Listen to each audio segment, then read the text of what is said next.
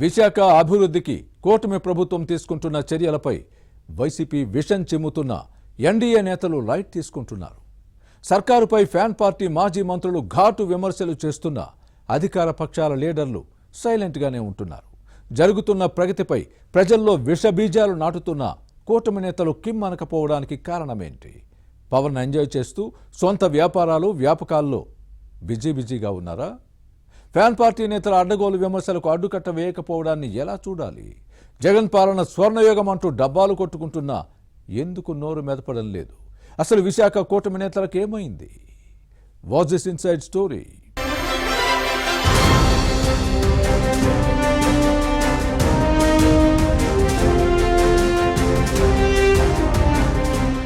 YCP హయాంలో విశాఖలో జరిగిన విధ్వంసం అంతా ఇంత కాదు. గతంలో జరిగిన గాయాల నుంచి కూటమి పాలనలో క్రమంగా కోలుకుంటూ వికాసం వైపు పయనిస్తోంది. కుంటుపడిన వ్యవస్థలు గాడిన పడుతున్నాయి. పారిశ్రామికంగా ప్రగతి దిశగా విశాఖ పయనిస్తోంది. ఆర్థిక రాజధానిగా అవతరించే దిశగా కూటమి ప్రభుత్వం చర్యలు చేపట్టినా కూటమి నేతలు దీనిని ప్రజల్లోకి తీసుకెళ్లలేకపోతున్నారు. ఫ్యాన్ పార్టీ నేతలు చేస్తున్న దుష్ప్రచారాన్ని తిప్పికొట్టలేకపోవటం విమర్శలకు తావిస్తోంది. ఎన్డీఏ ఎమ్మెల్యేలు, ఎంపీలు సొంత వ్యాపకాల్లో మునిగి తేలుతూ ఫ్యాన్ పార్టీ చేస్తున్న విమర్శలను లైట్ తీసుకుంటున్నారన్న వాదనలో ఉన్నాయి. జగన్ పాలనలో ఈ ప్రాంతం అస్తవ్యస్తం అయింది. ఏ రంగం అభివృద్ధి చెందలేదు. ప్రశ్నించిన వారిపై కేసులు పెట్టడం, వినకపోతే బుల్డోజర్లకు పని చెప్పడం, తమకు నచ్చని వారి భవనాలు పడగొట్టడం ఫ్యాన్ పార్టీ అధికారంలో ఉన్నప్పుడు సర్వసాధారణంగా మారింది. వైసీపీ హయాంలో విశాఖకు ఓ కొత్త పరిశ్రమను తీసుకురాలేకపోయారు. కనీసం ఒక్కరికి ఉద్యోగం వచ్చిన దాఖలా లేవు. పైగా విశాఖలో ఉన్న పరిశ్రమల్లో కొన్ని మూతపడితే మరికొన్ని ఇతర రాష్ట్రాలకు తరలిపోయాయి.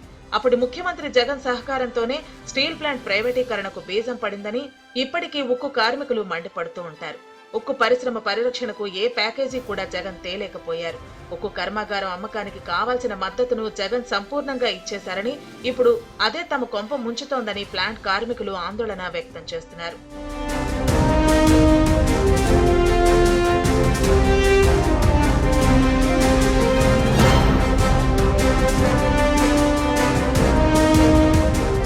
ఇక రోడ్ల పరిస్థితి అయితే ఎంత తక్కువగా చెప్పుకుంటే అంత మంచిది. ఫ్యాన్ పార్టీ అధికారంలో ఉన్నప్పుడు విశాఖలోనే కాదు, రాష్ట్ర వ్యాప్తంగా రహదారులు ఎంతో అధ్వానంగా ఉండేవి. కనీసం గుంతలు కూడా పూడ్చకపోవడంతో చాలా మంది రోడ్డు ప్రమాదాల్లో ప్రాణాలు కోల్పోయారు. ఇలా 5 ఏళ్ల పాటు రాక్షస పాలన జరిగింది. దేశంలో ఎక్కడా లేని విధంగా ఏపీ ప్రజల మీద చెత్త పన్ను వేసిన ఘనత కూడా జగన్ సర్కారుదే. అందుకే గత సార్వత్రిక ఎన్నికల్లో వైసీపీకి విశాఖ జిల్లా ప్రజలు ఒక్క స్థానం కూడా ఇవ్వకుండా ఫ్యాన్ పార్టీని కసిగా ఓడించారు.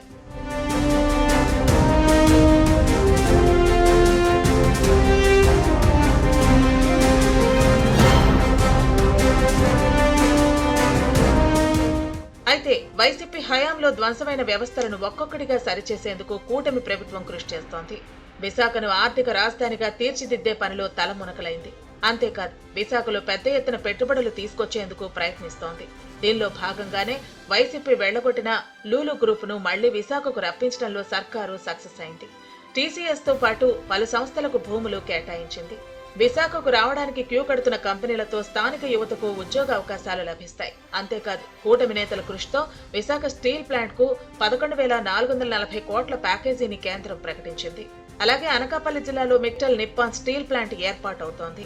రోడ్ల గుంతలను పూడ్చడంతో పాటు కొత్త రహదారుల నిర్మాణాన్ని చేపడుతోంది. అంతేకాదు, వైసీపీ విధించిన చెత్త పన్నును రద్దు చేసి తమది చెత్త సర్కార్ కాదు, ప్రజా ప్రభుత్వం అని చాటి చెప్పింది.